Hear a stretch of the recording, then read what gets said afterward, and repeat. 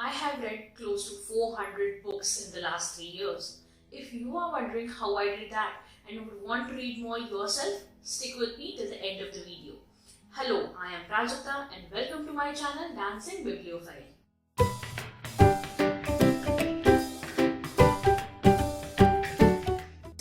It is not necessary to read a certain number of books every year, but if you are someone like me who feels that there's so much to read and so little time at hand, reading more definitely helps. Today, I'm going to share a few things that I practice in my life to tackle that TBR a tad bit faster. Before we move forward, please make sure to subscribe to my channel and hit that bell icon so that you get notified every time I post a new video. So without further ado, let's get started. Tip number 1. Keep a book handy. First and foremost, carry a book with you at all times. For times when you can't carry a physical book, go with the digital ones so that whenever you have some time at hand, you can start reading. I have done so much of my reading while commuting, while waiting for a bus or a railway, while standing in a queue or waiting at a doctor's clinic. The possibilities are endless and you will never feel that you have wasted time sitting idly.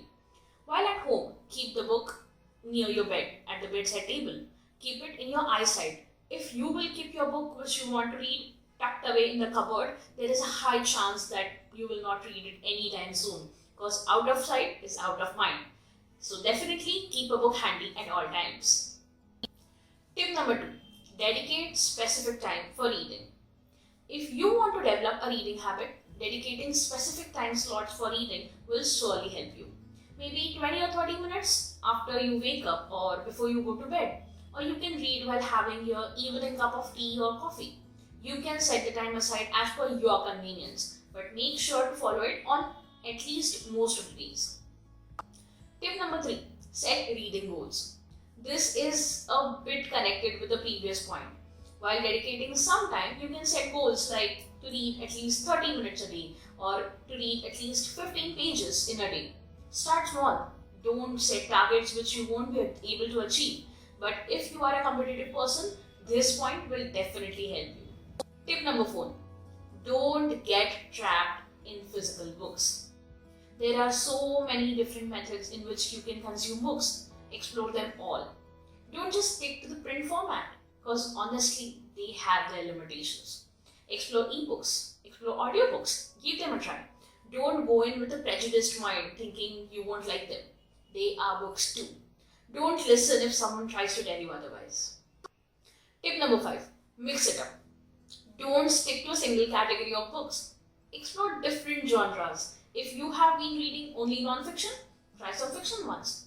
If you have been reading only fantasies, try reading a mythological fiction or maybe a historical book. Read diverse authors. It is very important to mix things up because you will lose interest if it gets repetitive. If you are looking for some easy book recommendations, do check out my previous video. You can find the link here or in the description box below. Tip number 6. Read multiple books. Yes, don't come at me saying, Prajakta, we are not being able to read even a single book and you are asking us to read multiple books at a time? But hear me out. This has its benefits. When you read more than one book at a time, you have more options to go to when you feel like reading according to your mood. But make sure they are of different genres so that you don't mix up the plots. So next time when you read a thriller maybe, pick up a fantasy or a self-help book along with it. Tip number 7. DNFing is okay. If you are not liking a book, it is okay to not finish it. Maybe the book is not right for you, or maybe the book is itself shitty, or the timing is not right. Whatever it is, leave it. It is not a norm to complete every book which you start. Come back to it later if you really want. But it is okay if you do not finish it. Move on to the next book. Tip number 8. Track your reads. I love tracking what I read. Honestly, my life has changed since I created my Goodreads account. And recently, I have also started using a new platform called Storygraph. So you might ask, what are these? Essentially, Goodreads and Storygraph are social cataloging platforms where you can track the books you are reading or you want to read or the books you have already read.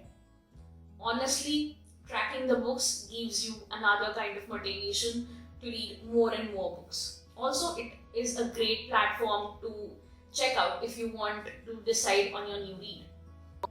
Tip number 9. Follow book lovers.